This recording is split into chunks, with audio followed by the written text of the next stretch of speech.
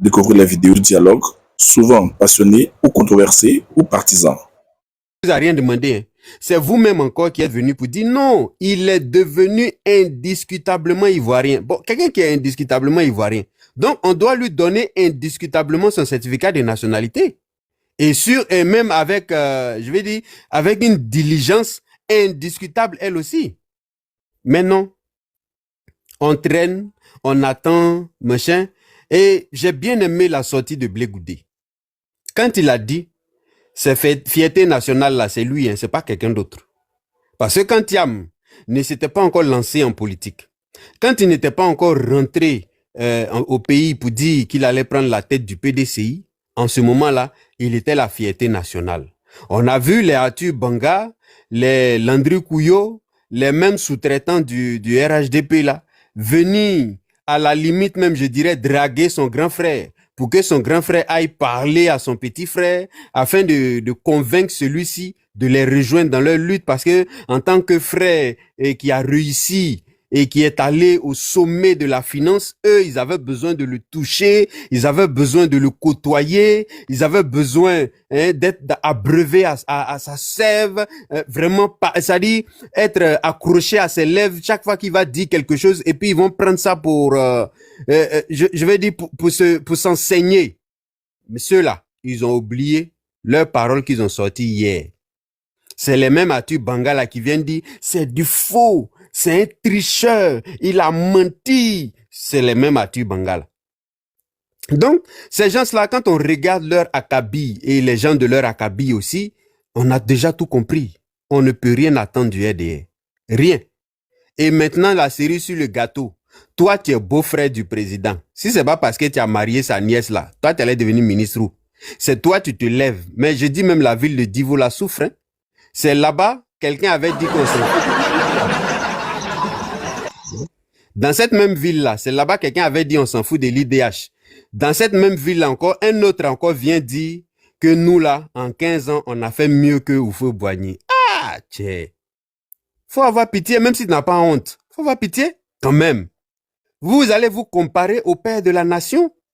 Et comme pour nous les chrétiens, on dit toujours, hein, l'orgueil précède la chute. Et l'humilité, la gloire. Donc, nous, on loue l'humilité de notre champion et l'orgueil dans lequel ils sont là. Ça démontre que leur chute n'est plus loin. Voilà. Et j'aimerais lancer cet appel-là pour le 31 mai. Toutes les personnes qui sont disponibles à y aller, même si vous n'avez pas de transport, rentrez dans mon inbox. On va faire le nécessaire pour que vous alliez à ce rassemblement-là. Parce qu'il faut que les Ivoiriens, en ce jour-là, démontrent, mais véritablement une démonstration de force, pas de force avec les armes, mais de force avec le nombre de personnes, pour démontrer que véritablement, derrière Cap là, il y a du monde. Parce que quand j'entends certaines personnes dire que les partis comme Kojep là, c'est des partis rabougris, on va leur démontrer que dans Cap là, les différents partis politiques qu'il y a du monde derrière. On va leur démontrer que le professeur Simone Yvé, il y a du monde derrière. On va leur démontrer que Titi là, c'est quelqu'un à ne pas toucher en Côte d'Ivoire. Et donc, toutes les artères de Figayo jusqu'à Kenya, Pharmacie Bel Air, tout cet endroit-là doit être noir de monde. Il faut véritablement faire une démonstration de force et de puissance. Merci beaucoup, Bitignon.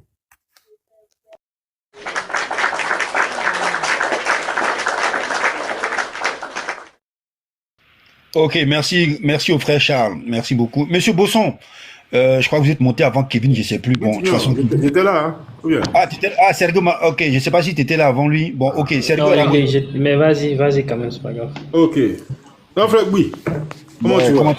Ben, ça va. Et toi, ça fait 2 jours, hein? Ah, la bataille là, c'est partout, hein. Tu vois, non?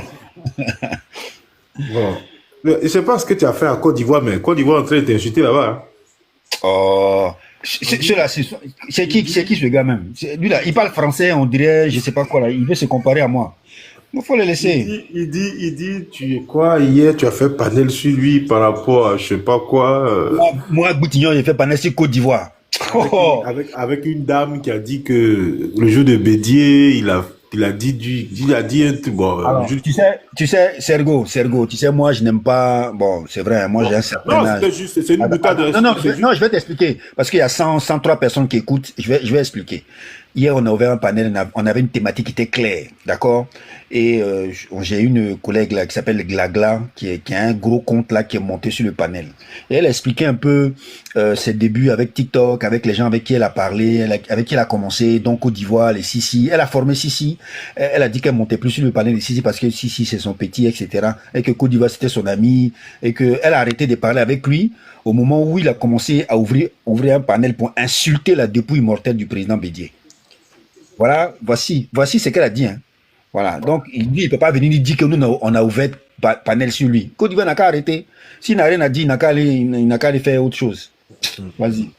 Ok, bon, écoute, j'ai compris. Écoute, avec moi,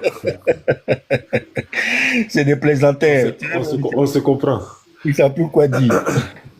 Moi, aujourd'hui, là, j'ai dit, le RHDP, comme je l'ai dit souvent, c'est un parti qui n'a pas d'âme.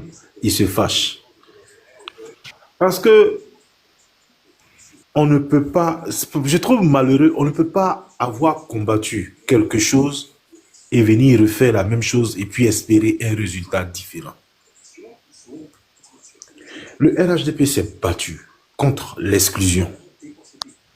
À un moment donné, même le PDCI a rejoint pour que le président Ouattara puisse accéder, on a contribué, le PDCI a contribué à accéder à la magistrature suprême.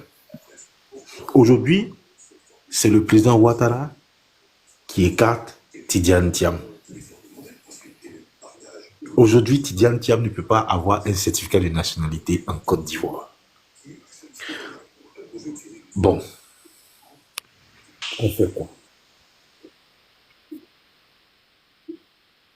On fait quoi? Parce que j'ai l'impression que, si on regarde bien, j'ai l'impression que le RHDP veut nous pousser à la faute. Je ne sais pas si tu me comprends, hein, grand frère. Je t'écoute. Le RHDP veut nous pousser à la faute.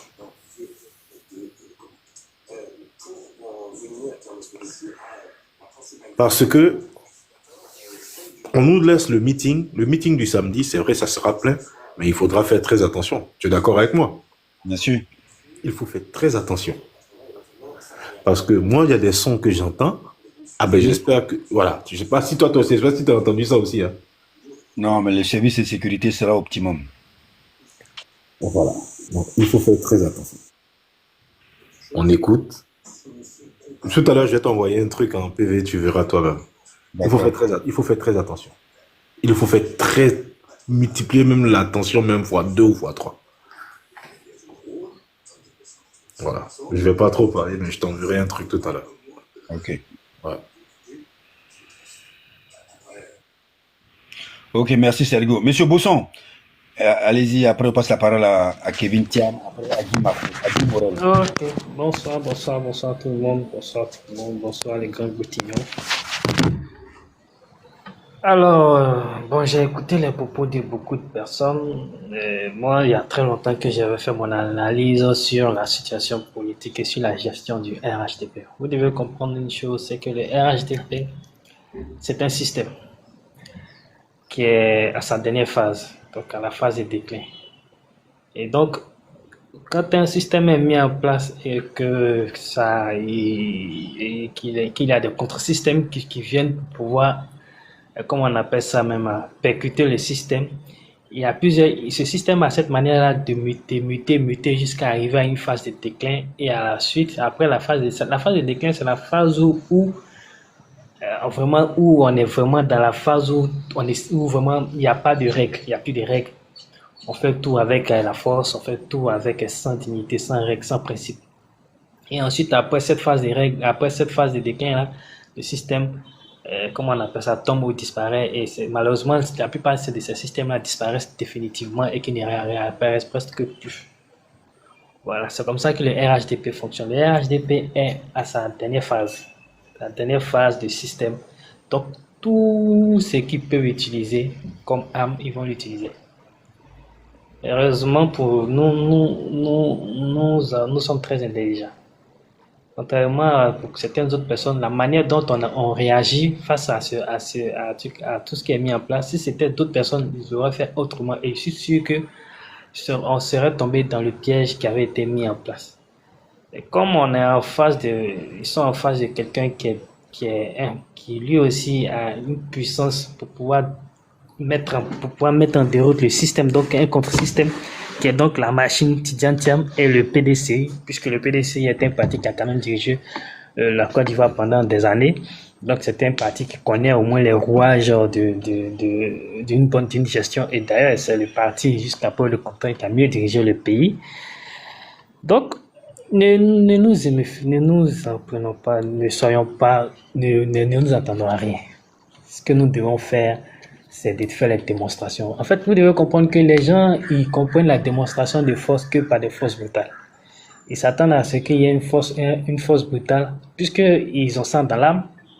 Et donc, à partir de là, ils vont maintenant commencer à dérouler un piège pour pouvoir maintenant inculper tout le monde, inculper tous les acteurs pour dire, oui, c'est vous qui êtes à la base. Maintenant, quand c'est comme ça, on peut maintenant prendre tout le monde dans un entonnoir et puis leur dicter les règles.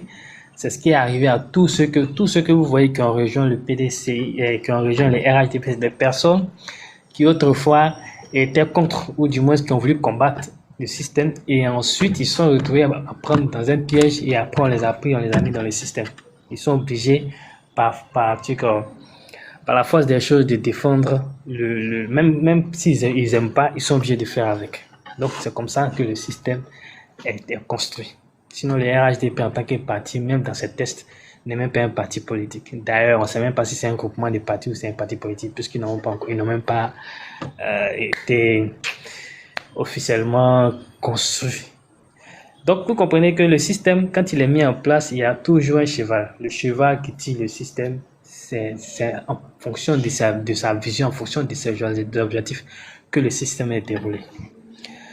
Et comprenez une chose, malheureusement, au Côte d'Ivoire, ou malheureusement, face à un système, le PDCI est victime de sa trop grande démocratie et aussi de sa trop grande intelligence.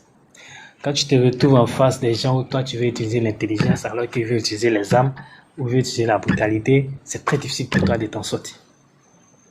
Vous voyez, aujourd'hui, on est en train de chercher à justifier les décisions de justice, essayer de comprendre, est-ce que c'est vrai, est-ce que c'est bon, est-ce que c'est pas bon. Bon, enfin, c'est parce qu'on est intelligent. C'est parce on pousse la réflexion.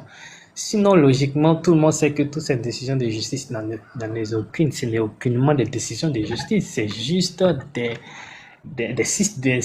des prises de décision par rapport à un objectif bien précis. Tout le monde sait. Parce que la corrélation, quand tu regardes la corrélation entre les sorties du ministère, les sorties de son directeur des affaires pénales, la décision du procureur et même la décision du juge, vous vous rendez compte qu'en fait, ils sont entre eux-mêmes, c'est-à-dire qu'entre eux-mêmes, toutes les décisions qu'ils ont prises sont contradictoires.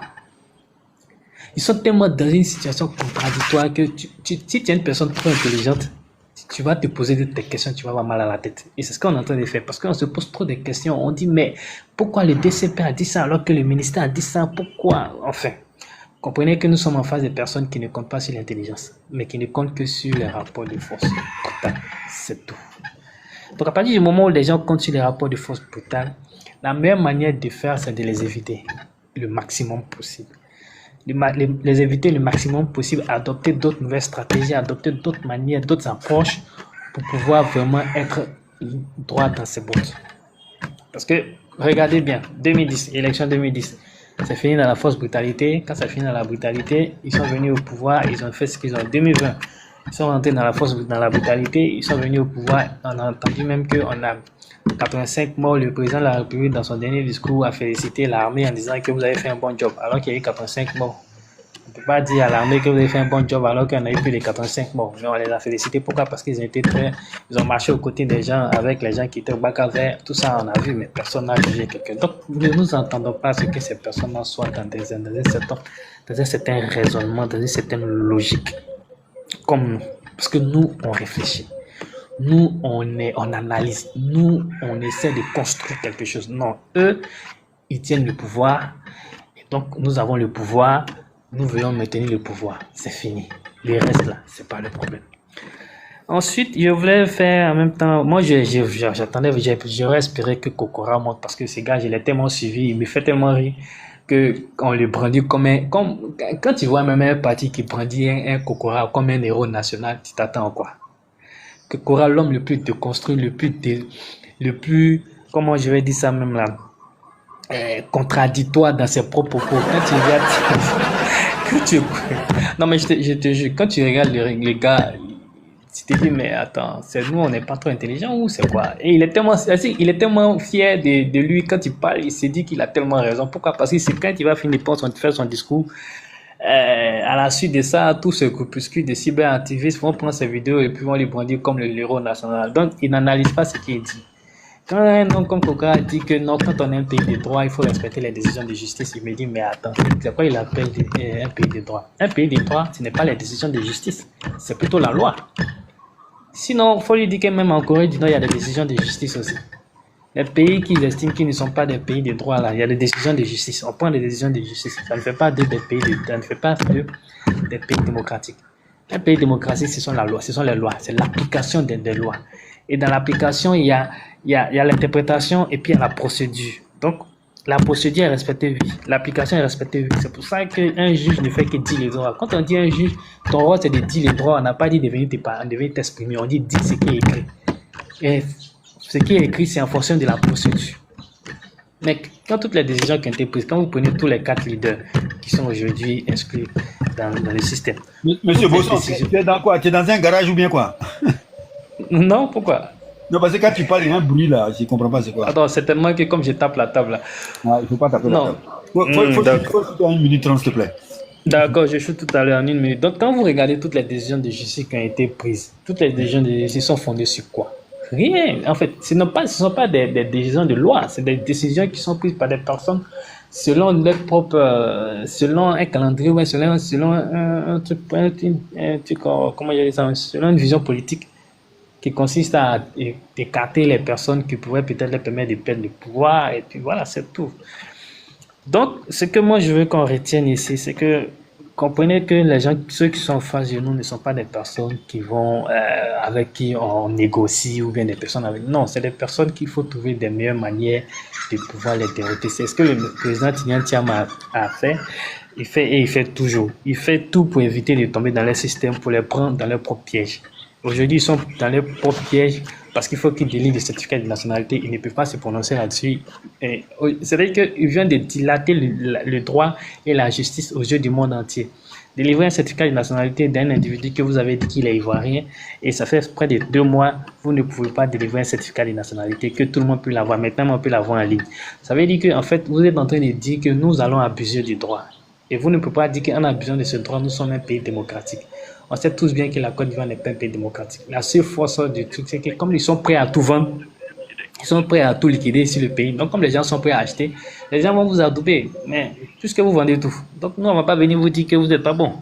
C'est quand vous allez partir là qu'on va vous rappeler que, voilà. Ouais, c'est ça. C'est un peu ça. En tout cas, sinon, c'est rien d'autre. Ouais, mais merci. Où en est la délivrance du certificat de nationalité du président? Voilà, le droit, c'est le respect des procédures. Moi, je me suis posé la question toujours, pourquoi la juge, elle a confondu les procédures? Franchement, je me pose la question, je n'arrive pas à comprendre. Kevin, tiens, merci beaucoup d'être là. Tout à l'heure, on était chez Tissi là-bas. On a essayé de leur expliquer un peu les procédures, mais bon, ils sont dans une fiction juridique qui dit pas son nom. Et puis, ce sont eux qui nous accusent d'être dans le baratin juridique. Donc, merci d'être là. Prends ta prise de parole. Bon, je sais que ici, c'est chez toi. Tu viens quand tu veux. Vas-y, prends ta prise de parole, Kevin. D'abord, dans un premier temps, je souhaitais saluer tous ceux qui sont sur le panel. Effectivement, j'aurais que cette seule prise de parole parce que on a passé quand même beaucoup de temps de l'autre côté, justement en train de débattre. Donc, je vais me limiter uniquement qu'à cette prise de parole-là. Alors, dans un premier temps, moi, je souhaite dire que nous avons en face des personnes qui ne respectent, voilà, où sont le micro, ne respectent absolument rien du tout. Que ce soit des questions, des règles de procédure, etc. et tout ça. Alors, concernant le président Tidjane Thiam, je crois que les choses sont claires. l'article 48 ne s'applique pas au président Tidjane Thiam. Pourquoi? Pour la simple raison qu'il est né français. Alors, devant le tribunal, les avocats du président Tidjane Thiam ont tenté donc de faire la démonstration. Mais la justice, je veux dire, ne s'est pas prêtée au jeu. Justement parce que la plupart des éléments qui ont été rapportés par les avocats du président Tidjane Thiam ont été écartés. Je prends le cas par exemple du document qui a été présenté, notamment le fichier d'inscription des personnes qui sont nées de parents européens. Donc le président Tidjane Thiam était inscrit dans les registres des Européens. Cela est une preuve factuelle. Alors, on peut dire ce qu'on veut, mais je veux dire en droit, le plus important sur ces questions-là, c'est que la preuve peut s'établir par tout moyen. Et lorsque nous sommes dans un contentieux, je veux dire de ce niveau-là, on est dans un contentieux qui prend en compte les règles françaises. Parce que nous sommes en train de parler de la nationalité française du président Tidjane Thiam. Donc les règles qui s'appliquent, ce sont les règles françaises. Ça veut dire que même le juge national, avant d'appliquer des dispositions ou de trancher sur un litige qui concerne donc une réglementation d'un ordre juridique étranger, il doit prendre en compte justement les règles qui encadrent donc cet ordre juridique-là. Et donc, concernant le président Tidjane Thiam, les règles sont claires. La dernière fois, j'ai évoqué le cas d'une jurisprudence française sur le cas, par exemple, des citoyens français qui étaient nés dans les cas, je veux dire au Sénégal, avec la loi, notamment la loi de 1916. Cette loi-là qui a donc permis au père du président Thiam de naître, qui a permis donc qu'il soit né français, en étant citoyen français. Il a conservé cette nationalité française-là jusqu'après les indépendances, malgré qu'il y a eu la loi de 1960, mais cette loi de 1960 n'entrave aucunement ou ne remet pas en cause donc sa citoyenneté française. Donc, il était en Côte d'Ivoire en tant que Français. Il a été naturalisé ivoirien qu'en 1962. Et donc, c'est à partir de... Et en 1962, il faut compter le mois de novembre 1962. Et le président Thiam lui-même est né, je crois, au mois de... Si je me trompe, je sais plus si c'est février ou... En tout cas, il est né bien avant la date de naturalisation. Donc, il est né français. Et ça, vraiment, c'est des éléments factuels. 29 juillet 62. 29 juillet 1962. Et la naturalisation a eu lieu en novembre. Donc, pour dire que le président Thiam est né bien avant la naturalisation du papa qui est devenu plus tard ivoirien. Donc, voilà qui est clair. Donc, ça, vraiment, c'est des éléments factuels. Si la justice voulait s'inscrire dans le cadre donc du droit, on aurait une décision qui atteste bien évidemment que le président Thiam est né français et puis finalement le droit aurait été dit. Mais plutôt que cela, on a vu toute autre chose. Ça, vraiment, c'est la première chose que j'ai voulu indiquer. Maintenant, concernant même cette loi-là, moi, de toute façon, c'est une loi qui est qui n'est pas conforme à la Constitution. Je crois la dernière fois, on a eu des gens du RAGP même qui l'ont reconnu ici sur ce panel-là. De plus, c'est une loi qui est tombée en désuétude depuis longtemps. Et même ça, encore, le porte-parole du gouvernement l'a rappelé. Même, il a dit, bon, même si elle est désuète, si elle est applicable, elle a été appliquée. Donc, ça montre ici la mauvaise foi quand même, je vais dire, des magistrats, etc. Bon, bref, je vais même pas rentrer dans ça, mais bon, je vais dire une certaine mauvaise foi quelque part. Donc, tout ça, on arrive à la conclusion que c'est des questions politiques. C'est des questions politiques parce qu'au jour d'aujourd'hui, si on prend procédure par procédure, concernant donc, par exemple, le cas du président Gbagbo, prenons même le cas du président Soro, mais la Côte d'Ivoire a toujours perdu ses procès à l'international, même la condamnation de 20 ans. Lorsqu'il s'agissait, par exemple, d'aller devant une juridiction internationale, notamment la Cour africaine des droits de l'homme et des peuples, ils ont constaté bien évidemment qu'il y a eu la violation d'un certain nombre de droits essentiels, de droits fondamentaux, encadrant donc la procédure qui a condamné le président Gbagbo, la procédure qui a condamné M. Guillaume Soro. C'est pour ça que cette juridiction a demandé à ce que ces personnes puissent se réinscrire, puissent remettre leur nom sur la liste électorale. Pour dire tout simplement qu'en Côte d'Ivoire, de plus en plus se pose la question de l'indépendance des juges, des magistrats. C'est pas moi qui va le dire. En 2019, je l'ai rappelé, il y a 2 syndicats, 2 associations de magistrats qui ont indiqué qu'ils subissaient des pressions de la part du pouvoir RHDP. C'est pas moi qui l'ai dit, c'est factuel. Il y a des articles de France, de Jeune Afrique qui en parlent, il y a des articles de RFI qui en parlent.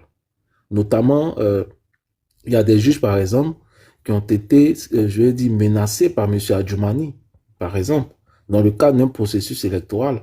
Il y a des magistrats, par exemple, qui ont été mutés à l'intérieur du pays concernant donc le procès de Mme Simone Babo, parce que justement, ils ont acquitté Mme Simone Babo. Monsieur Kofi, votre micro, s'il vous plaît. Voilà, donc voilà un peu des choses que les magistrats ont dénoncées. Et ça, vous pouvez retrouver ces articles-là très rapidement si vous avez Internet sur votre téléphone. Donc voilà, donc moi-même aujourd'hui, je veux dire, toutes les procédures aujourd'hui contre je veux dire, les leaders politiques, c'est devenu aujourd'hui quelque chose de récurrent, tout simplement. Regardons même M. Charles Goudé, il est condamné à 20 ans de prison. Et 20 ans de prison, mais il est toujours en liberté. Ça veut dire que quelque part, on reconnaît que tout ça, c'est politique. Monsieur, aujourd'hui, certains cas du PPACI sont condamnés à 20 ans de prison, notamment le vice-président Damana Pikas, condamné à 20 ans de prison, mais il continue justement de jouir d'une certaine liberté. Voilà, donc voyez-vous, ça veut dire que tout ça, quand on associe tous ces éléments, c'est que la politique. Donc aujourd'hui, quand tu n'es pas avec eux, ben, on essaie de te coller des choses et puis on essaie de te condamner justement pour te faire taire.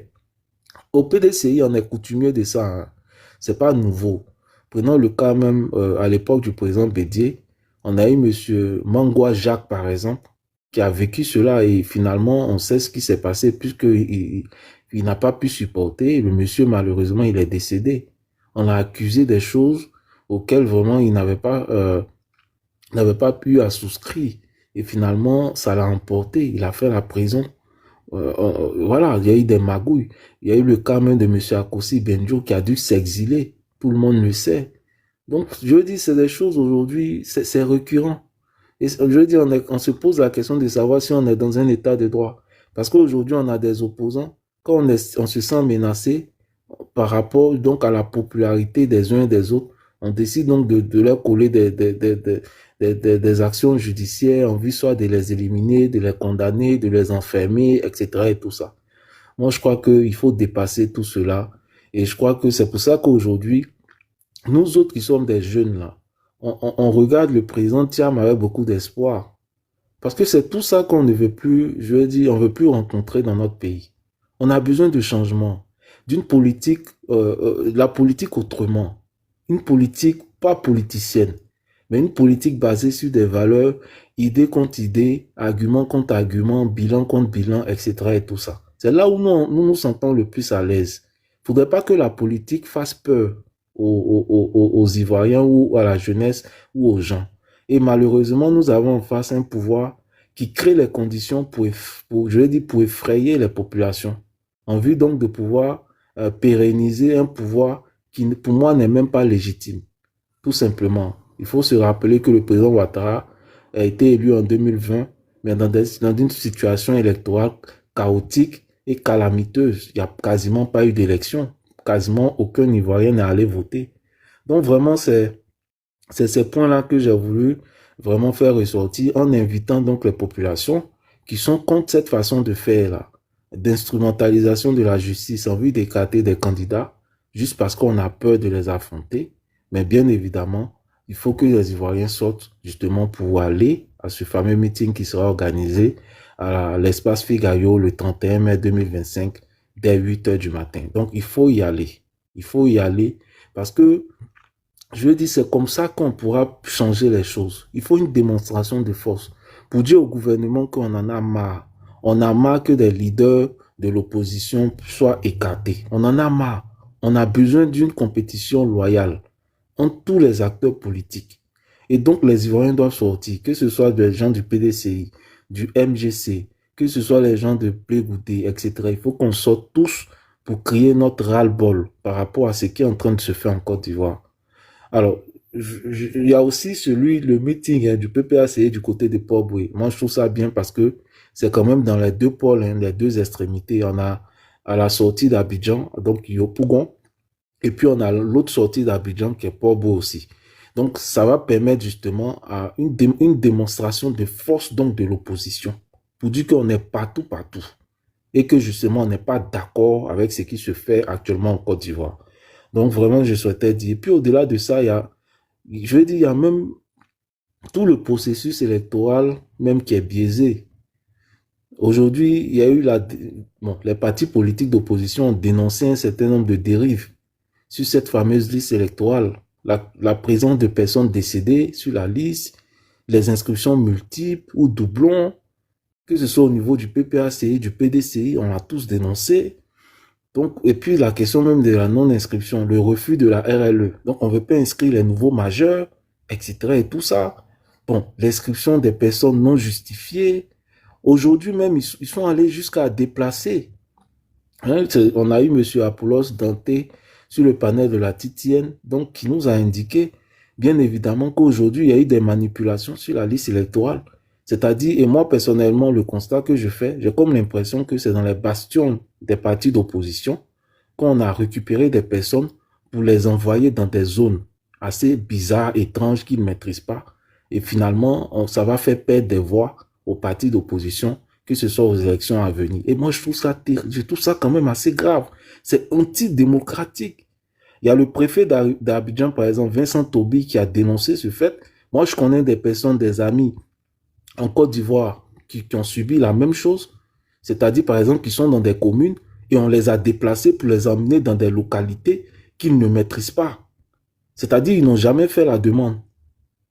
Donc, ça veut dire que la liste même aujourd'hui, là, c'est une liste qui n'est pas crédible. C'est-à-dire, au jour des élections, on peut se retrouver dans des bureaux de vote et puis on va nous dire finalement que nous ne sommes pas inscrits dans ces bureaux de vote pour empêcher donc les militants des partis d'opposition de pouvoir voter. Donc, il y a tellement de problèmes, il y a tellement de préoccupations qu'aujourd'hui, je pense qu'on n'a pas le choix.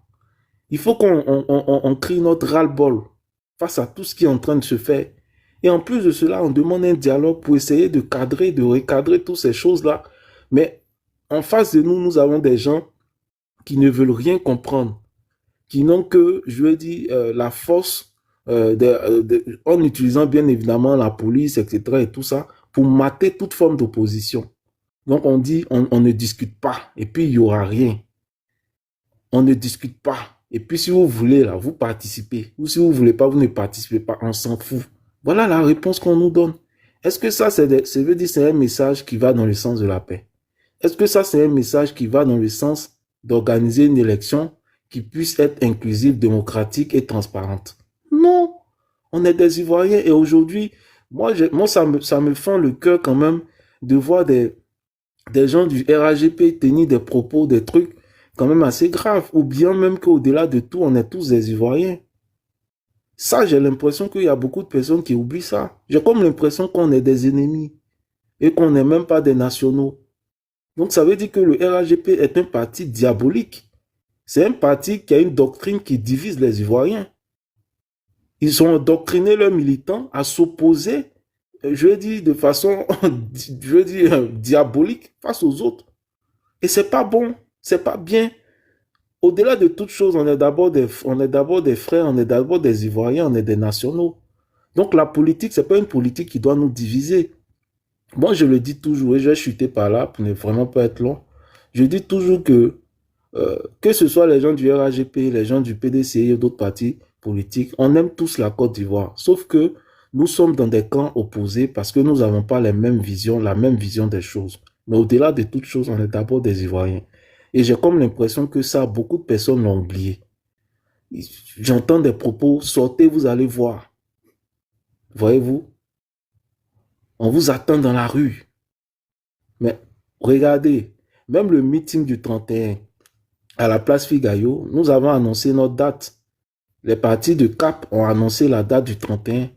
Mais si vous remarquez bien, les gens du RAGP, je vais dire par la force d'une forme de provocation, avaient aussi décidé donc d'organiser une manifestation sur le 31 mai. Est-ce que ça, c'est normal? Quand on est au pouvoir, on ne dirige pas pour écraser les autres. C'est sur ces mots-là que je vais m'arrêter. Merci, grand frère Bitillon. Ok, merci Kevin. Effectivement, on était sur le panel de Sissi toute la journée, enfin toute la partie de la matinée, de la journée. Je comprends. Ouais, effectivement, nous ne sommes pas des ennemis. Effectivement, j'ai bien aimé ta phrase parce qu'effectivement, quand on écoute les autres, on a l'impression que, c'est-à-dire que eux ils font et nous on n'a qu'à faire ce qu'on veut. Voilà, c'est comme si ils allaient gouverner que leurs militants. Voilà, la démocratie là, c'est vrai, c'est la loi, c'est la loi de la majorité, mais c'est surtout le respect des minorités, des droits des minorités, c'est important. Voilà, donc on tient des panels, c'est pourquoi on discute entre nous, pourquoi on trouve des idées, pour confronter les idées, surtout la confrontation des idées. Voilà, mais d'autres prennent ça pour faire des histoires personnelles. Quand j'entends des panels, sur certains panels, des propos, je suis effaré. Bon, il y a des gens qui se prennent pour des présidents.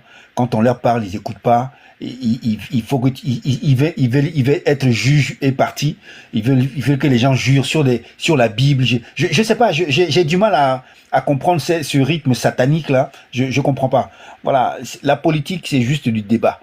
Voilà, ce n'est pas la force. Voilà, Guy Morel, ouvre ton micro. Après on passe la parole à Oussoum. Oui, oui. Avant tout propos, j'adresse mes salutations à toutes les personnes présentes sur ce panel. Et j'aimerais vous féliciter pour le bon sens, pour le combat démocratique, pour le combat républicain que vous menez. Parce que nous sommes en face d'une injustice. Tous les Ivoiriens, sans exception, y compris les militants du RHDP, parce que empêcher que les Ivoiriens se fassent inscrire pour choisir librement leur président, c'est une injustice faite à tous les Ivoiriens sans exception. Parce que la RLE n'inclut pas que les militants de l'opposition, elle inclut également les militants du RHDP. Donc, s'opposer et sinon empêcher tous les Ivoiriens d'aller s'inscrire, c'est une injustice qui, malheureusement, aujourd'hui, comme nous le constatons, chacun campe sur sa position, d'où la radicalisation des uns et des autres, ça et là. Mais on ne part qu'en catastrophe. Nous sommes en train d'aller tout droit dans le mur. Et ce que nous craignons, ou sinon ce que nous ne souhaitons pas va arriver, parce que, faut le dire très clairement, c'est une crise qui est en train de que le RHDP est en train, c'est une énième crise que le RHDP est en train de créer dans ce pays-là. Pour revenir à la situation sur le président Tidiane Tiam, c'est encore une injustice. C'est une injustice que le monsieur traverse. On ne vous a même pas demandé de venir vous justifier. Vous l'avez rendu apatride. Sans même qu'on ne vous demande de venir vous justifier, vous avez pondu un communiqué à travers le DACP qui a dit clairement qu'il est indubitablement ivoirien à partir du moment où il a renoncé à sa nationalité. Mais Tidiane Tiam, c'est une personnalité, c'est pas une tierce personne. Il a été serviteur du pays, il a été ministre, il est petit-fils du premier président de la République de la Côte d'Ivoire. Qu'est-ce qui empêche aujourd'hui de lui délivrer un certificat de nationalité autre que la peur de l'affronter à la loyale? Aujourd'hui, c'est clair, le RHDP, qu'on se le dise, le pouvoir RHDP ne tient que du fait de la caporalisation de toutes les institutions étatiques. Elle n'a pas l'onction de la population. Elle n'est pas majoritaire comme on veut nous faire croire. Elle n'est pas, elle n'a pas l'onction du peuple. Donc, affronter une personne qui suscite de l'espoir de plus en plus de la trompe de Tidiane Tiam, ce serait se tirer une balle dans la tête. Donc, on s'adonne à tous les artifices, toutes les manœuvres politico-judiciaires pour l'écarter, y compris même à perdre notre dignité. Parce que les explications qui se donnent ça et là sur les plateaux télé, c'est un peu des explications qui indignent nos autorités, qui bafouent leur dignité. Comment comprendre qu'une personne, un juriste, vient s'asseoir sur un plateau télé pour nous dire que le certificat de nationalité ne confère pas la nationalité à un individu. Dans ce pays-là, dans cette Côte d'Ivoire-là. Mais non, ne nous faites pas désespérer de la Côte d'Ivoire à ce point. Même si on a désespéré du pouvoir RHDP, on ne va quand même, ne nous permettez pas quand même de désespérer en notre pays. Quand on s'adonne à de telles explications, c'est ridicule, c'est indigne. Hein? Aujourd'hui, quand on se dit majoritaire, quand on se dit avoir un bilan si flatteur, comme le RHDP le chante à longueur de journée, mais on n'a pas peur de la transparence, on n'a pas peur d'affronter un personnage, dites vous-même, qui a fait 23 ans du pays, qui ne connaît pas les réalités du pays. Mais on ne prend pas autant de risques, parce que ce à quoi nous courons aujourd'hui, c'est risqué. On se croit avoir toutes les forces, toute la légitimité de faire tout ce qu'on a envie de faire. On confère la nationalité à celui-là, on la retire à celui-là, on interprète la loi selon nos émotions, sinon selon nos intérêts. Mais dans un état pareil, il ne peut que, il y va que de la catastrophe. C'est inévitablement le scénario qui est en train de se dessiner. Nous ne sommes pas des méandres. Nous aimons la Côte d'Ivoire comme tous. Et d'ailleurs, nous aimons plus la Côte d'Ivoire même que quiconque le chante. On s'oppose à tout ce qui est légal, tout ce qui va dans l'intérêt de tous les Ivoiriens. Une simple position comme un dialogue politique. Moi, je définis le dialogue politique comme le simple fait de s'asseoir et parler entre frères. Quitte à ce qui va en ressortir comme décision, mais au moins, permettez qu'il y ait un dialogue, asseyez-vous entre frères.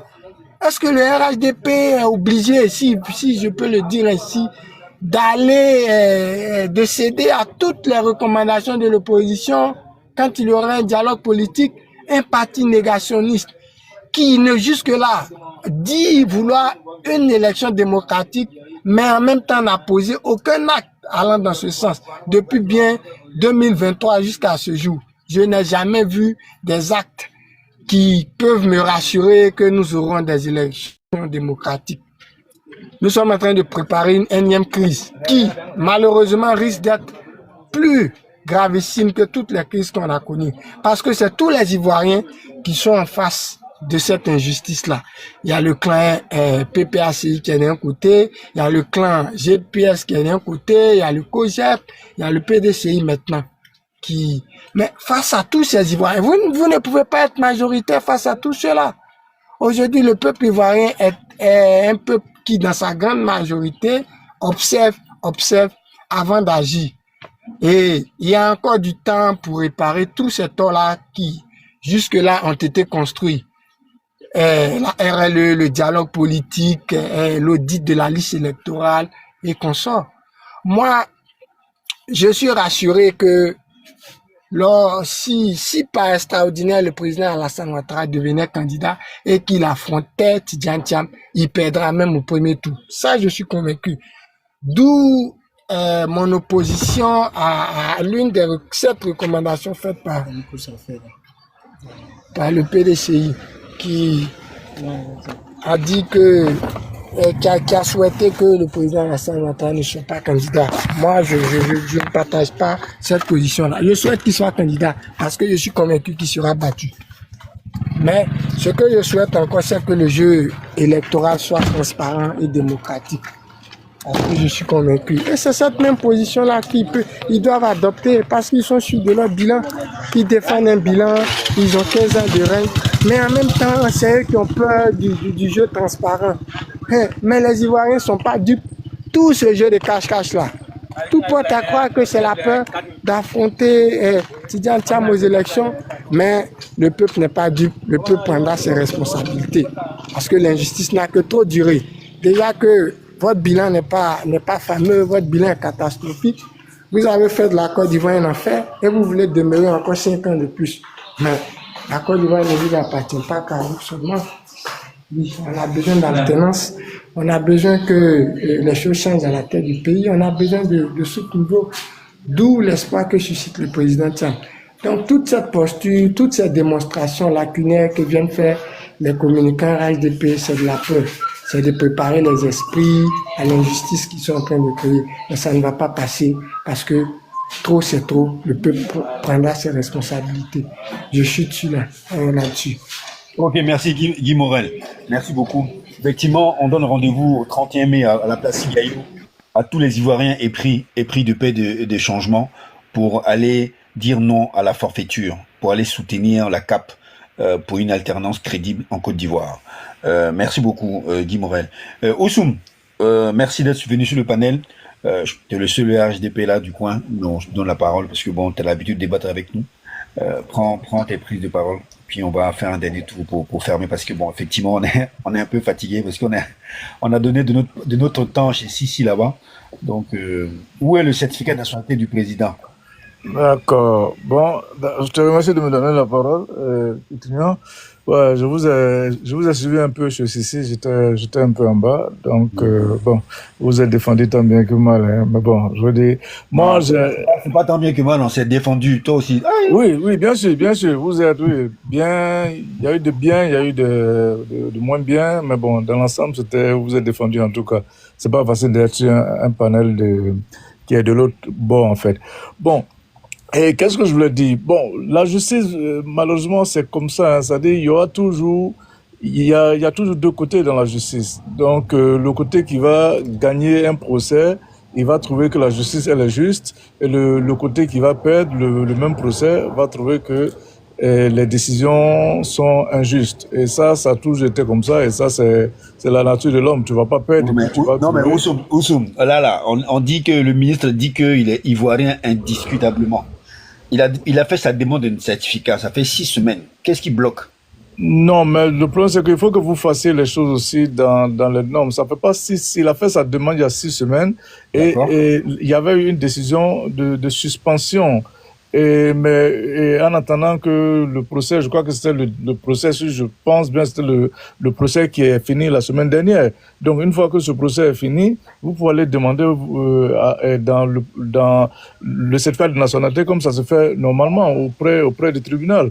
Vous écrivez au ministre, c'est pas le ministre qui délivre des certificats de nationalité. Et le ministre, on le saisit quand il y a un refus, mais il n'y a pas de refus, il y avait une suspension. Donc, pour moi, sincèrement, si vous allez à la justice dès aujourd'hui ou dès la fin du procès de Valérie Yapola à la justice pour réclamer le certificat de nationalité, il aura son certificat de nationalité. Mais essayer de dévier, aller faire pas de la publicité, mais je veux dire, aller en dehors des process normaux, c'est pas au ministre qu'on va demander un certificat de nationalité, vraiment. Aller au tribunal, si le tribunal refuse, ils vont vous donner la raison. Là, vous pouvez venir devant la scène, devant tout le monde, pour dire qu'on refuse de donner le certificat à Thiam. Mais ça avait été suspendu par rapport à un procès, le procès est fini, qu'il a demandé son certificat normalement. Voilà. Donc, et puis, il y a quelque chose que je voulais dire aussi. Bon, là, j'ai entendu un peu, je crois, c'est toi, Bitignon, sur le panel ici, parce que la justice n'a jamais contesté, en tout cas dans ce procès-là, pendant le contentieux, on n'a jamais contesté à terme sa nationalité, parce que je pense que où le rêve vient... Ils ont dit quoi? Oui, c'est ce que je suis en train de dire. C'est-à-dire, où le rêve vient, c'est sur la compréhension du thème contestation des nationalités. Parce que quand on conteste la nationalité à quelqu'un, on conteste en fait la source de sa nationalité, c'est-à-dire comment il a obtenu sa nationalité. Dans le cas de Thiam, si sa nationalité ivoirienne, c'est par filiation, quand on conteste sa nationalité, en fait, on conteste cette filiation. On dit que peut-être que le parent qui lui a donné la nationalité n'est pas ivoirien, ou bien n'est pas son parent, ou bien c'est un faux. C'est ce qu'on appelle contester. C'est ce qu'on appelle contester la nationalité de quelqu'un. Ce qui s'est passé dans ce procès en contentieux, c'était plutôt une constatation. On a demandé à la juge de constater que Thiam avait pris une autre nationalité à l'âge adulte.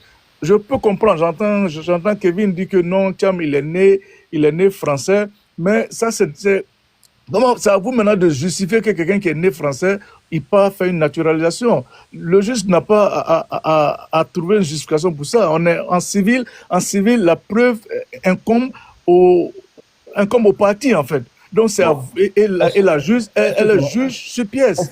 Est-ce que tu peux nous lire la décision là qui est devant? Est-ce que tu l'as la décision?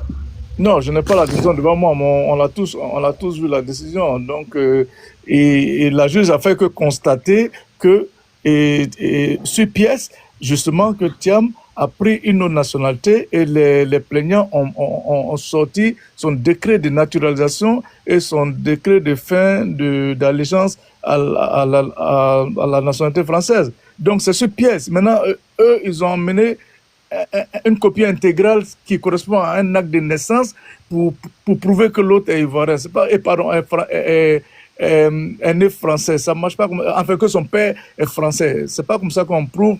On prouve que le père de quelqu'un est français. On a vu le Essis qui vous a quitté. Il a présenté les documents qui attestent que son père est français. Ces documents, c'est des documents clairs. C'est ce qu'on demande.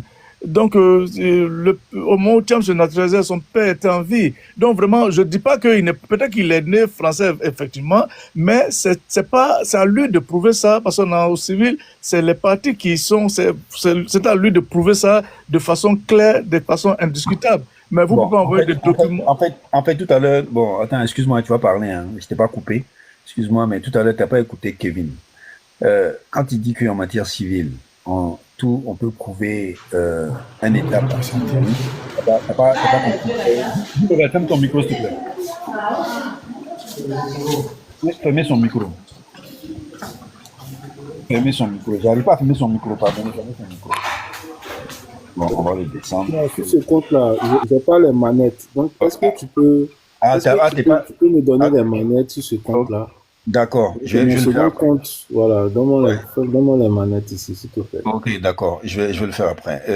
Voilà, Kevin a dit tout à l'heure que en matière civile, on prouve, on le prouve par tout moyen. On a produit au tribunal, notamment une pièce qui est la copie intégrale de sa grande sœur, même père, même mère, sur lequel était mentionné Amadou Thiam français. La juge a balayé ça. Parce qu'elle était dans un schéma. Bon, Oussoum, tu veux me dire ici qu'on n'a pas contesté la nationalité du président lors de cette décision. Mais on le radie de la liste électorale, c'est pour quel motif? On me dit que non, il n'avait pas la qualité d'électeur au moment où il s'inscrivait. Mais ça veut dire quoi? Pour être électeur en Côte d'Ivoire, là, il faut être quoi? Il faut être, excusez-moi, ivoirien. C'est quoi? Parce que j'ai comme l'impression que vous voulez noyer le poisson. Il faut assumer la décision du 22 avril. Le juge du contentieux a contesté le certificat de nationalité de Tidiane Thiam. C'est ce qui est clair. Parce qu'elle nous dit qu'il a perdu cette nationalité en 87. Ok. Mais nous, ce que nous disons là, est-ce que c'était à elle de statuer là-dessus? Non, du tout. Et c'est la loi ivoirienne qui le dit, Oussoum. Moi, je veux bien qu'on conteste la nationalité de Tidiane Thiam. Je veux bien, il n'y a pas de problème. C'est parce que c'est un débat, c'est ouvert. Mais il faut respecter les procédures. Voilà. Parce que Maître Daguet l'a dit. Et je vais te faire écouter son interview tout à l'heure si tu veux. Il dit la contestation d'un certificat de nationalité. Bon, parce que vous nous dites que c'est pas une preuve irréfragable, etc. Ok, moi je veux bien, on peut contester, il n'y a pas de souci. Mais dans les normes, dans les process, dans les vraies procédures. Pourquoi? Parce que ça doit se faire au civil. Pourquoi? Pour réserver, pour garantir les droits de l'individu. Parce que cette personne peut rester en appel et même jusqu'en cassation. C'est comme ça. Mais tu ne peux pas profiter d'une procédure de contentieux électoral qui est insusceptible de recours pour dénier la citoyenneté d'un individu. Non, Oussoum, la manipulation ne passera pas. Et alors moi j'ai eu le juge Gras, un ancien magistrat qui faisait partie du syndicat de la magistrature, qui n'est plus en Côte d'Ivoire pour des raisons que vous savez. Il a dit clairement que la juge, il la connaît très bien, que c'est une juge compétente et il ne comprend pas pourquoi elle a pris cette décision parce qu'elle a violé la procédure. Et vous avez des gens sur des panels qui font du juridisme. Voilà, nous on veut bien que vous contestiez la citoyenneté du président. Il n'y a pas de problème. Il y a ça, il n'y a pas de souci. Mais faites-le dans les règles de l'art. De telle sorte que la personne puisse aller faire un appel et ainsi de suite. C'est comme ça, Oussoum. Mais vous profitez d'un contentieux électoral pour dénier la nationalité au monsieur. Et vous voulez qu'on se taise. Ok. On ferme cette parenthèse. Votre ministre de la Justice, qui est le garde des Sceaux, c'est lui qui a le sceau de la Côte d'Ivoire, c'est lui qui, voilà, il dit que Thiam est devenu ivoirien indiscutablement. Quand il a dit ça là, le monsieur là, c'est un stratège. Il a introduit une demande de certificat de nationalité qui a été mis en suspens. Or, le même ministre dit que tant qu'il n'y a pas de décision de justice définitive, aucun tribunal ne peut refuser un acte administratif à un citoyen. Alors, pourquoi vous suspendez la délivrance de son certificat? Bon, on va mettre ça de côté. On va mettre ça de côté encore. Je termine, tu vas parler. On va mettre ça de côté encore. Il est devenu ivoirien. Le procès est fini. Madame Yapo a été déboutée. Elle a été déboutée. Ça fait 6. Il a encore fait une autre demande auprès du ministre de la Justice. On attend, ça fait 6 semaines. Qu'est-ce qui bloque, Oussoum? Qu'est-ce qui bloque?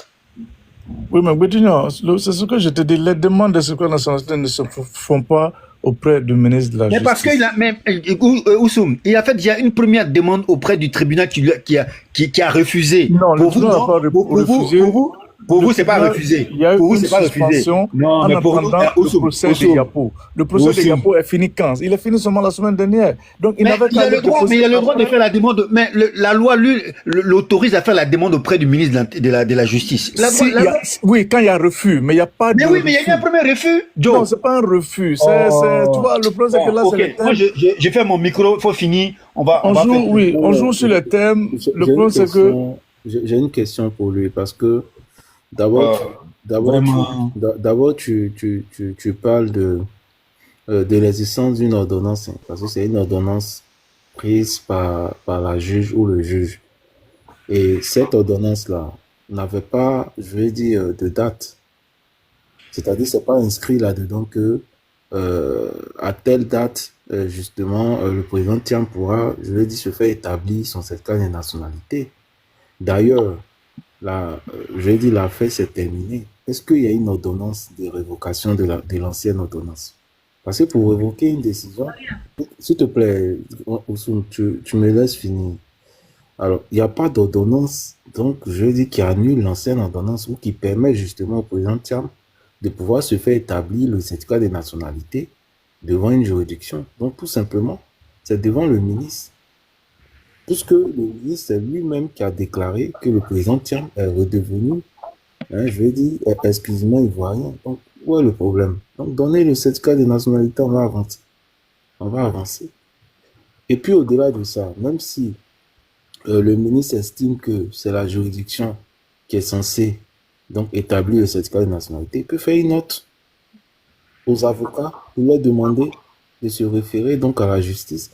Ou il peut demander à la justice donc de délivrer le certificat de nationalité. Pourquoi cela n'a pas été fait jusqu'à aujourd'hui? Donc voilà un peu des questions que je souhaite que tu apportes une réponse. D'accord. Bon, au passage, je salue Yao. Yao, je te salue. D'accord. Non. J'ai une question aussi. Il n'y a pas eu de date par rapport à la décision de la juge de suspendre, parce que c'est la même juge en fait, parce qu'elle est le président du tribunal. C'est en justice, ça se fait ça pour éviter que les juges donnent des décisions contradictoires sur des affaires qui se rejoignent. Donc voilà, c'est pour ça qu'elle a demandé une suspension jusqu'à finir avec l'affaire. Donc si pendant que l'affaire n'est pas finie, donc il n'y a pas de date, mais une fois que l'affaire est finie, ils peuvent aller introduire les demandes de certificat de nationalité. Mais c'est pas par le ministre qu'on doit passer, parce que le ministre ne va pas vous délivrer un certificat de nationalité. Le ministre, il va pas prendre une note spéciale parce qu'il s'agit de Thiam. La suspension, c'était par rapport à un fait bien précis. Ce fait-là est fini. Donc, d'office, ils n'ont qu'à aller introduire la demande de certificat de nationalité auprès des tribunaux. Maintenant, Boutignon, pour revenir à ce que non, il n'y a pas eu de, faut que vous compreniez, une contestation des nationalités, c'est que tu contestes la source de la nationalité de la personne. Donc, Thiam, c'est nationalité de filiation par attribution. Donc, si on conteste sa nationalité, on conteste cette source-là pour dire que sa filiation n'est pas bonne, ou bien c'est pas son bon parent, voilà. Et c'est ce qui s'est passé dans le cas de Assalé Timoko. Lui, quand il allait devant la juge du contentieux, il allait contester la nationalité. Il a dit que les parents de la personne-là ne sont pas ivoiriens. Là, tu contestes la source, la filiation de la personne. Et là, le juge du contentieux lui a dit non, écoute, ça c'est C'est une contestation de nationalité, c'est pas devant moi que tu fais. Mais à Thiam, pour Thiam, c'est pas ce qui s'est passé. Pour Thiam, non, attends, j'ai chuté ici. Pour Thiam, c'est pas ce qui s'est passé. Pour Thiam, ce qui s'est passé, c'est que ils ont demandé à la juge de constater qu'il a pris une autre nationalité. Et donc, il tombe sous le coup de l'article 48. Donc, c'est pas, on conteste pas sa filiation. On conteste pas comment il est devenu ivoirien. Et l'article 48 dit quoi? Oui, l'article 48 dit clairement, on ne va pas tout répéter, l'ivoirien majeur qui acquiert une autre nationalité ou déclare,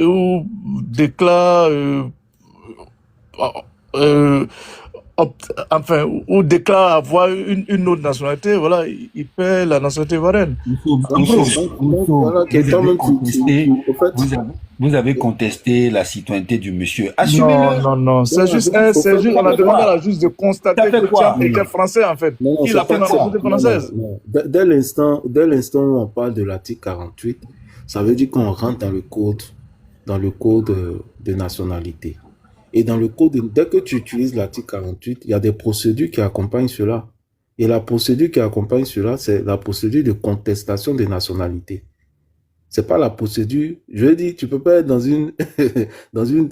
une juridiction, parler du code de la nationalité, et puis tu vas utiliser un article dans le code de nationalité, et tu vas pas appliquer la disposition, notamment l'article 83, qui donne donc les indications pour contester la nationalité. Tout simplement. Excuse-moi, Oussoum, attends, je finis. Tu vas parler, je finis. Donc, c'est pas logique. C'est pour ça que pour certaines personnes, il fallait qu'il y ait une question préjudicielle devant la bonne juridiction. Voilà. C'est-à-dire, on devait surseoir. C'est-à-dire, le juge du contentieux devait surseoir, pour saisir donc le juge de la contestation de la nationalité. Donc, préalablement saisir le procureur pour que le procureur justement puisse faire l'action. Jusqu'à ce qu'on puisse évacuer l'ensemble, des éléments du litige ou du contentieux, et puis ensuite revenir maintenant devant le juge du contentieux électoral. Tout simplement. C'est pas ce qui a été fait. Non, bon, ça c'est votre façon de voir. Nous, ce qui a été demandé au contentieux, c'est à la juge. Ce qui a été demandé, non, parce que moi, c'est pas ma façon de voir. C'est pas ma façon de voir. Oui, mais Kevin, tu peux pas m'imposer ta façon. Non, c'est pas ça. Tu peux pas utiliser un article. Non, mais c'est pas nous qui utilisons. Il y a eu la justice, la juge. Ce qui a été demandé, moi, ce que je sais de ceux qui ont posé leur plainte, ils ont demandé juste que la juge constate que Thiam avait une autre nationalité. C'est tout. C'est ce qu'elle a fait. Elle a constaté qu'il avait une autre nationalité. Il avait la nationalité française et qu'il a pris quand il était majeur. Maintenant, Attends. Mais dans ce cas, pourquoi on nous dit que depuis 1987, il n'est plus ivoirien? Mais c'est ce qu'elle constate sur pièce. Parce qu'elle se rend compte sur pièce, quand on lui demande de constater, elle constate qu'il s'est naturalisé en 1987. Et il a fini son allégeance en 2005. Donc, du coup, elle constate qu'il était français entre 87 et où il était majeur et en 2000. C'est pas comme ça que, c'est pas comme ça que ça fonctionne. Je vais t'expliquer. Pour le cas, par exemple, de M. Assalé Tiomoko, il avait estimé que les plaignants, ceux qu'il poursuivait là, ils avaient fait du faux. Donc, ça veut dire que quand on conteste, c'est-à-dire quand tu saisis le juge du contentieux là, en matière électorale là, c'est parce que tu estimes que l'adversaire a fait du faux. Donc, ça veut dire quoi? Ça veut dire qu'elle devait se limiter à constater si les documents que le président Tidiane Thiam avait présentés pour s'inscrire sur la liste électorale, si ces documents-là étaient des faux. Non, mais pour Assalé, comment est-ce que la juge peut constater, s'il te plaît, ils ont fait du faux? Oussoum, attends, il avait des éléments. Assalé Tiomoko avait mené des investigations, il avait des éléments. Voilà, il avait des éléments. Il avait, par exemple, le fait que la maman n'était pas née, la maman de l'un des requérants là n'était pas née dans le même endroit, etc. et tout ça. Donc, Assalé Tiomoko avait des éléments. Voilà. Donc, quand tu saisis le juge du contentieux, en réalité, tu dis que la personne inscrite là ne doit pas être sur la liste électorale parce que les documents qu'elle a eu à produire sont des documents qui sont faux. Donc, le juge ici est le juge de l'évidence. C'est-à-dire, il va prendre les éléments, les pièces, il va regarder. Vous dites que le certificat est faux. Sur quelle base le certificat est faux? sur quelle base les éléments que le président Thiam a eu à utiliser sont des documents qui sont faux. C'est sur ça qu'on statue. C'est tout. Mais dès l'instant où on rentre dans cette histoire de dire qu'il a utilisé, bon, il a été naturalisé en 87 et qu'il n'avait pas le droit de ceci, de cela, et que ça va entraîner de facto une perte de la nationalité, rétroactivement, en ce moment-là, le juge n'est plus compétent. C'est pour ça que les avocats du président Thiam ont soulevé l'incompétence du juge. Ça veut dire que le juge n'était pas compétent pour statuer sur cette question-là. Tout simplement parce que ça a pour conséquence donc d'entraîner la perte de la nationalité. Donc, dès l'instant où on se situe au niveau du code de la nationalité, ça signifie qu'il faut automatiquement appliquer la procédure indiquée dans le code de la nationalité. Donc, il fallait qu'il y ait une question préjudicielle, on soit à statuer et on saisit donc le juge de la contestation de la nationalité. Tout simplement, au fait. Et c'est ça qui n'a pas été appliqué. D'accord, je peux parler maintenant. Ce que tu dis, non, je suis pas d'accord. Dans le cas d'Assalé, quand il vient, lui, il vient dire que les messieurs-là ont fait du faux parce que leurs parents ne sont pas des Ivoiriens. Donc, c'est la filiation, puisqu'ils sont nés Ivoiriens selon eux, ils viennent contester qu'un de leurs parents ne sont pas Ivoiriens. Mais comment ils prouvent ça, la juge? Justement, ça c'est la contestation des nationalités. Parce que tu attaques la source de la nationalité de la personne. Mais dans le cas de Thiam, ce n'est pas ce qui se passe. On n'attaque pas la source de la nationalité. On veut juste que la juge constate sur pièce, effectivement, donc les pièces que la partie opposée a présentées, sur pièce, c'est un décret de naturalisation en bonne et due forme et un décret de fin d'allégeance. Donc on demande juste qu'elle constate ça. Mais on n'attaque pas la source de l'obtention de sa nationalité, donc on ne conteste pas sa nationalité. C'est ça, il faut que vous fassiez la différence entre une contestation de nationalité et une constatation d'une autre nationalité, parce qu'il y a un décret qui est là de naturalisation. C'est tout ce qu'on demande à la juge, de constater qu'il y a un décret qui est valide, qui a été pris à tel moment quand le monsieur était déjà majeur. C'est pas le cas de Assalé où lui vient dire que les parents de la personne là ne sont pas. Comment la juge peut savoir que les parents de cette personne là ne sont pas ivoiriens? Donc elle les ramène dans la cour qui fait ça. C'est pas au contentieux qu'on fait ça. Donc c'est différent, c'est complètement différent. Ok, merci Oussoum. Visiblement, tu vois, tout à l'heure sur le panel de Sissi, voilà ce que j'ai dit. On fait des efforts pour monter avec vous, pour parler, mais vous êtes gamés. Voilà, vous voulez pas comprendre. Bah, c'est vous qui êtes gamé aussi, moi je peux dire. Hein. Donc attention. Oussoum, quand je parle, je sais pas si tu écoutes la substance de mes propos. J'ai dit, vous pouvez contester la nationalité du président. Il y a aucun problème. Tu comprends? Tu vois là, je suis ouvert. Hein. Je dis pas que vous n'avez pas le droit de contester. Non. Vous avez le droit de contester sa nationalité. Mais faites-le dans les normes. Parce que la loi ivoirienne, elle est claire. Tu comprends? Le juge du contentieux, là, il n'a pas le droit de contester ça. Toi, tu dis qu'il a contesté. Attends. Tu dis que le juge du contentieux a constaté. Il a constaté quoi? Il a constaté que Thiam a pris une autre nationalité. Donc, il a constaté que Thiam est français. Donc, quand il était majeur. Bon, ouais, tu vois, la mauvaise foi, va pas passer. Tu comprends? Voilà. Vous avez contesté la nationalité ivoirienne du monsieur, assumez-le. Voilà. On va avancer. Franck, il y a Honorable qui est monté, il y a Franck Kakabe qui est monté, il y a Yao qui est là. Salut grand frère. Comment ça va? Ça va bien. Et toi? Oui, ça va très bien. Alors, je vous ai pris en marche et il y a certains éléments que j'ai entendus. Et il y a deux précisions avant de complètement prendre la parole que je voulais avoir avec le frère Oussoum. La première précision, c'est quand il dit que le certificat de nationalité ne peut pas être donné par le ministre. Alors c'est faux. Il est bien écrit que le ministre est la dernière personne, c'est-à-dire que quand tu n'as pas ton certificat de nationalité, tu fais un recours auprès du ministre. Ça, c'est écrit dans nos lois. Donc, le ministre a compétence à délivrer au final, en dernière instance, finalement, un certificat de nationalité à un individu. Deuxième chose, il a dit que il y a eu un sursis, à délivrer du coup le certificat de nationalité du président. l'ordonnance qui a été donnée ce jour-là, la juge avait dit qu'il était, j'ai oublié clairement le mot qu'elle avait, mais qu'elle avait dit, mais elle avait dit qu'il est établi que la nationalité du président est contestée devant les juridictions. Alors, attendez, pardon, bougez pas, bonne nuit. Allez, bisous. Alors, à demain. Alors, donc, quand elle le dit, au moment où le président déposait sa demande de certificat de nationalité, on n'avait pas encore la plainte du contentieux. Donc, la seule plainte qui était en cours, la seule plainte qui était en cours, où le président Tidjane Thiam était assigné devant les tribunaux, était la plainte de Valérie Yapo. Valérie Yapo, dans sa plainte, ne bougez pas, donnez-moi une seconde. Allez, bisous. Ciao, ciao. Donc, Valérie Yapo, dans sa plainte... Tu donnes pas bisous à ta princesse et puis tu veux parler sur panel. Tu as vu? Franchement. Non, mais comme elles sont deux là, j'ai donné un premier bisou, il fallait un deuxième bisou.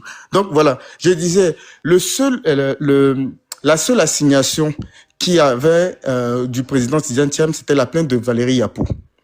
Valérie Yapo avait demandé quoi? Avait contesté quoi? Valérie Yapo contestait la nationalité du président Tidjane Thiam en 2023. Et c'est là qu'on va faire maintenant les précisions, Oussoum. Elle contestait la nationalité du président en 2023. C'est-à-dire que qu'importe la décision du juge qui allait tomber sur l'affaire Valérie Yapo, ça ne concernait que la nationalité du président en 2023. Au moment où il demande son certificat, il n'est plus français. La décision qui doit tomber là n'a plus aucun effet sur sa nationalité acquise ou bien retrouvée du 10 avril.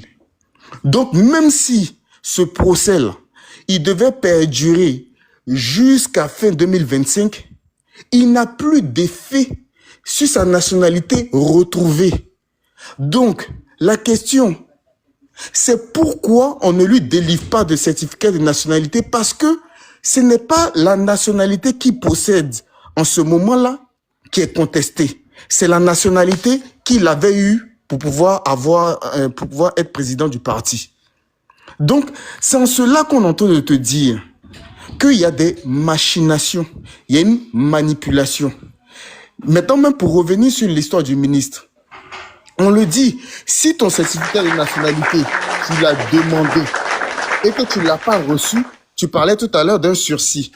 Le sursis, ça veut dire quoi? La juge, elle a dit, je sursois à statuer. Parce que là, pour l'instant, il y a un procès dans une autre juridiction. Je suis désolé, mais quand on sursoit à statuer, la personne, le demandeur, ne revient plus faire une demande. Non. C'est le juge qui a fait le sursis. Une fois que l'affaire est terminée, elle a vidé complètement l'affaire. Donc, elle est complètement compétente pour pouvoir redonner un certificat de nationalité. On ne vient plus faire une demande. Non. C'est elle qui a mis ça en suspension. Donc, c'est-à-dire qu'au moment où le truc est terminé, elle devait le faire. Donc, voilà, je t'ai donné seulement 2 éléments qui montrent que, par rapport au sursis, si le sursis, on va dire la plainte et le jugement est tombé, elle devait elle-même, de façon autonome, maintenant statuer. Ça, c'est 1. Et puis, de 2, la nationalité du président qui a été,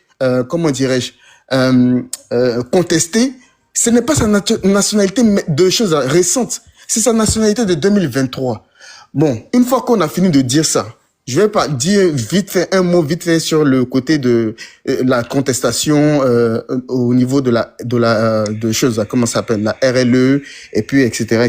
Je peux poser une question à ce niveau, à ce stade-là? Oui, vas-y, pose la question. D'accord. Quand tu dis que parce que la procédure avec Valérie Yapo est finie maintenant, donc automatiquement la juge devrait permettre l'obtention. Est-ce que dans ce genre de procédure, je pense qu'on doit être au civil, est-ce qu'il n'y a pas de recours? Et s'il y a un délais d'appel et tout ça. Il faut peut-être attendre que tout ça s'épuise. Enfin, c'est une possibilité, hein. Je dis ça, ça peut être une des raisons. Là, on est dans les hypothèses. Ça peut être une des raisons parce que dans le genre de procès, il y a un délai d'appel, enfin, pour que la décision devienne définitive. Donc, ça peut être la raison aussi. Alors, je te donne un point.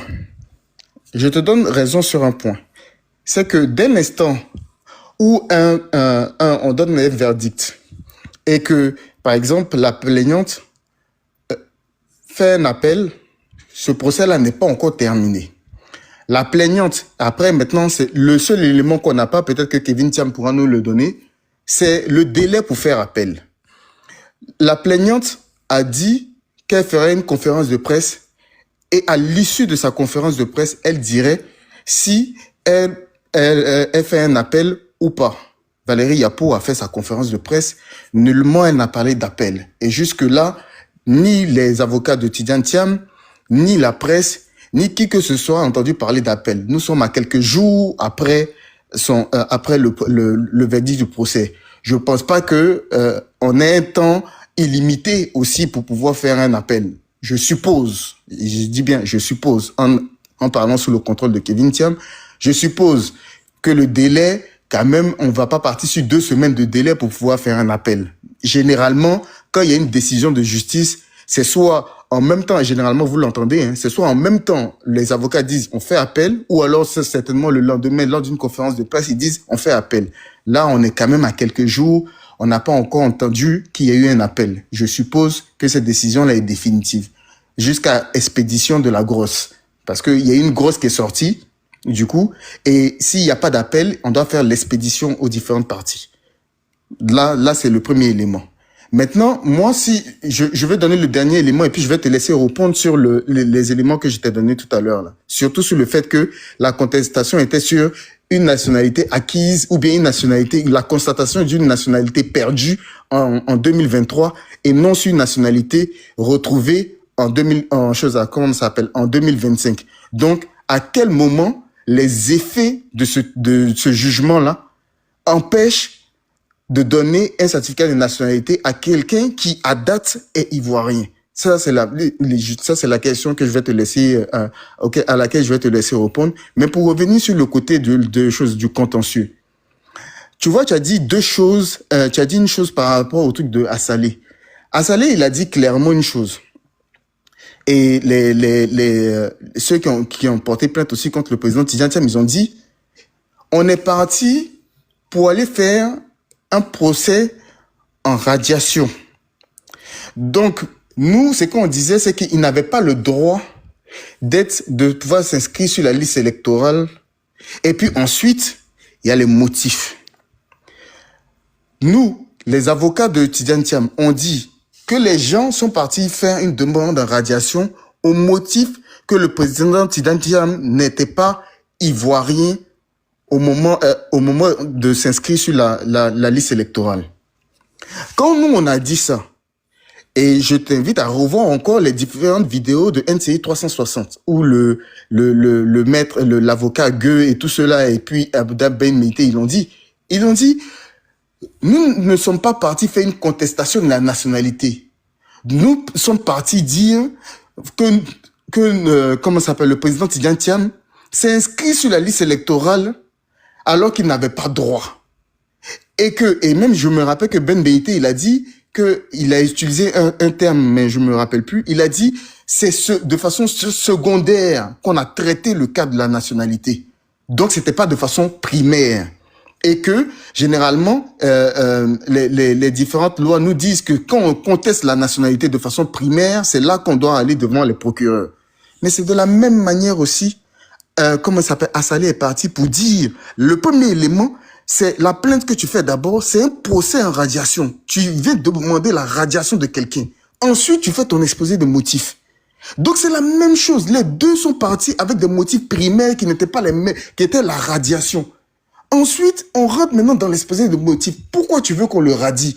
Toi, tu dis, je veux qu'on le radie parce que il n'était pas ivoirien et qu'il a fait des papiers qui sont faux.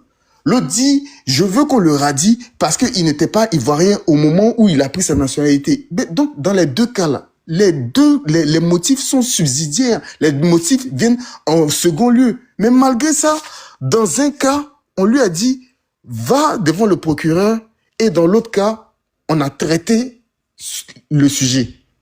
Et Kevin Thiam l'a dit, et ça, ce sera mon dernier mot pour pouvoir faire passer la parole. Kevin Thiam même l'a dit, dès l'instant où tu appelles un article qui fait partie du code de la nationalité, tu peux pas dire que tu n'as pas traité de la nationalité. Les éléments qui ont permis de radier le président Tidjane Thiam se trouvent dans le code de la nationalité. Et le chapitre même, comment est intitulé le chapitre? De la perte de la nationalité. On n'a pas dit de l'acquisition d'une autre nationalité. Le chapitre même, le chapitre qui commence article 48, là, le chapitre traite de la perte de la nationalité. Donc vous avez traité la perte de la nationalité. On peut pas dire le contraire. Le chapitre le dit. C'est comme ça que le chapitre s'est intitulé, de la perte de la nationalité. Et c'est dans ce chapitre-là qu'on est parti prendre un article pour venir traiter le sujet et décider finalement que le monsieur n'était pas ivoirien au moment où il s'inscrivait. Et donc, il ne doit pas être sur la liste électorale. On ne peut pas chercher autre chose que ça. Donc voilà, j'ai fini de le dire. Maintenant, tu peux voilà, répondre aux différents éléments que je t'ai donnés. D'accord. Bon, c'est clair. Oussoum, c'est clair, hein, c'est clair. Bon, je vais donner quand même une petite réponse. On est entre intellectuels, bon, c'est bien, j'ai bien aimé le développement du frère. Donc, bon, je vais donner une petite réponse selon ma compréhension. Déjà, au moment où Tidjane Thiam pas déposé sa demande. Une fois la discussion entendue, donne ton retour en commentaire.